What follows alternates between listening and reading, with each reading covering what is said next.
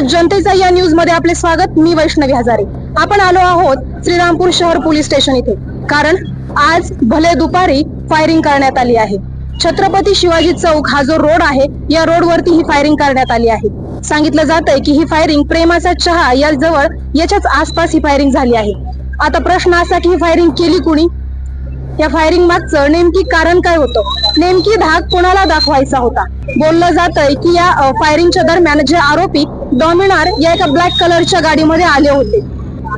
डॉमिनर गाडीचा मालक हा नगरसेवक असल्याची कुजबूज आता इथे सुरू आहे। जोडलेले रहा आमच्या सोबत आवाज जनतेच्या न्यूज सोबत। यानंतरचा दुसरा भाग अजूनही धक्कादायक असणार आहे।